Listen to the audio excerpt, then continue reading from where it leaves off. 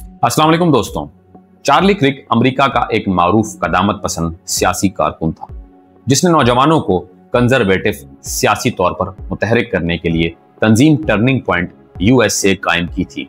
वो TV मुबाहिसों, radio प्रोग्रामों और कॉलेज इवेंट्स में बार बार मदऊ किया जाता था और रिपब्लिकन पार्टी के करीबी हलकों में एक नुमाया आवाज बन चुका था।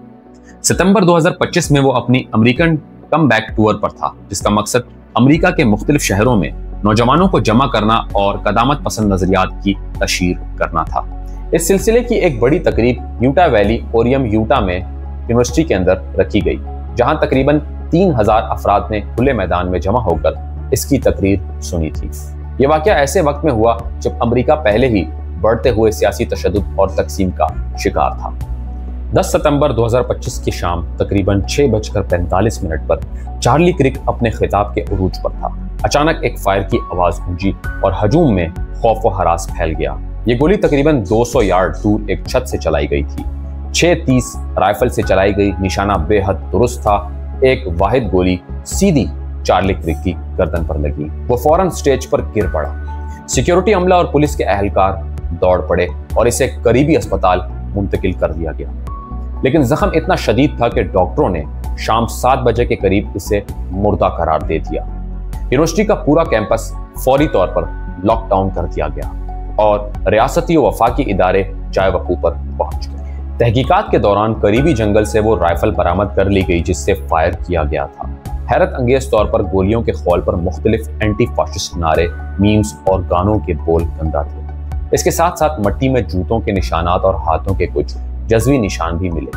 FBI और मकामी पुलिस ने मुश्तरका तौर पर तफ्तीश शुरू की और मुमकिना मुश्तबा अफराद की फरसत बनाई गई। ताहाल कातिल की शनाख्त अवाम के सामने सही तरीके से जाहिर नहीं की गई, लेकिन इब्तदाई इशारे इस बात की तरफ थे कि यह हमला सियासी या नजरियाती बुनियाद पर किया गया। चार्ली क्रिक के कत्ल की खबर जंगल में आग की तरह पूरे अमेरिका में फैल गई। साबिक सदर डोनाल्ड ट्रंप, नायब सदर कमाला हैरिस और दोनों जमातों के मुतादिद रहनुमाओं ने इस कत्ल की शदीद मुजम्मत की। मीडिया पर बहस छिड़ गई कि अमेरिका में सियासी तशद्दुद किस खतरनाक हद तक पहुंच चुका है। सोशल मीडिया पर एक तरफ गम और सदमा जाहिर किया जा रहा था, तो दूसरी जानिब साजिशी नजरियात और एक दूसरे पर इल्जाम तराशी की मुहिम भी जोर पकड़ गई। कुछ हलकों ने यह सवाल उठाया कि आया यूनिवर्सिटियों में ऐसे सियासी इज्तिमात के लिए सिक्योरिटी के इंतजामात काफ़ी हैं या नहीं। यूटा वैली यूनिवर्सिटी पर खास तौर पर कड़ी तनकीद की गई कि वहां दाखिले पर ना टिकटिंग थी और ना ही मेटल डिटेक्टर्स लगाए गए थे।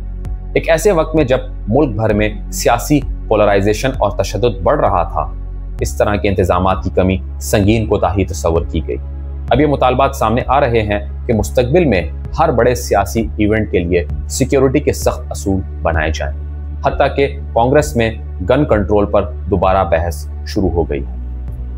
चार्ली क्रिक का कत्ल सिर्फ एक शख्स का नुकसान नहीं बल्कि अमरीकी माशरे पर एक गहरा जख्म है। इसने खौफ पैदा कर दिया है कि सियासी जलसे, तकारीर और यूनिवर्सिटियों में मुबाहिसे कितने गैर महफूज हो सकते हैं।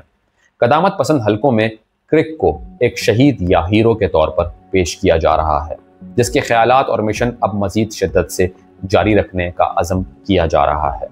दूसरी जानिब लिबरल और मुअत्तदिल हलके इस कत्ल को आज़ादी इजहार पर हमला और जमहूरियत के लिए खतरे के तौर पर देख रहे हैं। इस वाक़े के बाद यह भी इम्कान है कि हुकूमत और कानून नाफिज करने वाले इदारे सियासी तकरीबात की सिक्योरिटी को बिल्कुल नई सतह पर ले जाएंगे। ये सानिया सिर्फ एक सियासी कारकुन के कत्ल की कहानी नहीं बल्कि एक बड़े सवाल की गूंज है।